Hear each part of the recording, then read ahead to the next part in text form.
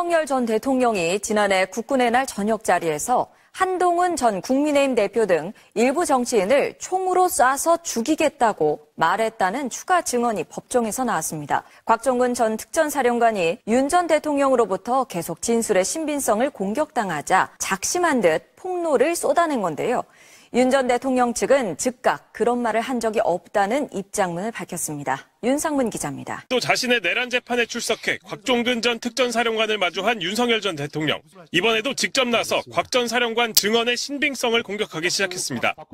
특히 곽 전 사령관이 비상대권이란 말을 들었다는 지난해 10월 국군의 날 저녁 모임을 문제 삼았습니다. 8시 넘어서 앉자마자 소주와 소맥, 폭탄주를 돌리기 시작하지 않았냐고 말을 꺼낸 뒤 한남동 고깃집 김치, 계란말이 등 당시 먹었던 안주를 세세히 언급한 다음 무슨 시국 이야기를 할 상황이 아니지 않았냐는 겁니다. 그러자 곽 전 사령관이 그간 하지 않았던 증언을 시작했습니다. 지금까지 차마 말을 못했던 부분이라며 윤 전 대통령이 한동훈과 일부 정치인을 호명하면서 잡아오라고 했다는 겁니다. 당신이 총으로 쏴서라도 죽이겠다고 했는데 앞뒤 상황에서 비상대권이란 기억도 있다고 증언했습니다. 윤 전 대통령이 체포대상 정치인들을 총으로 쏘겠다고 말했다는 증언은 이번이 처음입니다. 수사기관에서도 하지 않았던 증언이 나오자 윤 전 대통령은 변호인을 보며 웃었지만 더 말을 이어가지 않았습니다. 윤 전 대통령 측은 곽 전 사령관을 향해 왜 그동안 말 안 했는지 이해가 가지 않는다고 밝혔는데 이후 별도로 언론 공지를 통해 윤 전 대통령은 그런 말을 하지 않았다고 밝혔습니다.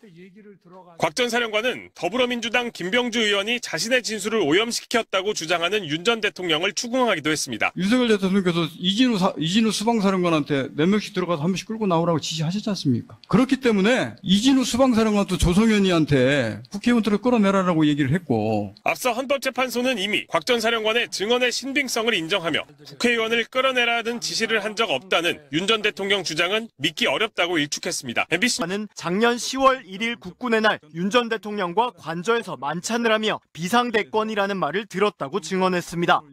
그러자 재판에 나와 있던 윤 전 대통령은 당시 한 8시 넘어서 오셔서 앉자마자 소맥, 폭탄주를 돌리기 시작하지 않았냐며 술 많이 먹었던 것 같은데라고 곽 전 사령관에게 말했습니다. 그러면서 어이없다는 듯 10월 1일 국군의 날은 군인들의 생일 아니냐, 그래서 저녁에 초대를 많이 했는데 거기서 무슨 시국 이야기할 상황은 아니지 않냐며 질문을 이어갔습니다. 그러자 곽 전 사령관은 그렇게 말씀하시니 제가 지금까지 말하지 못했던 부분을 하겠다며 차마 그 말씀은 안 드렸는데라며 작심한 듯 증언을 시작했습니다. 그러면서 한동훈하고 일부 정치인들을 호명하면서 당신 앞에 잡아오라고 그랬다며 당신이 총으로 쏴서라도 죽이겠다고 했다고 법정에서 증언했습니다. 이어 이때까지 검찰에서도 이런 이야기를 하지 않고 한동훈만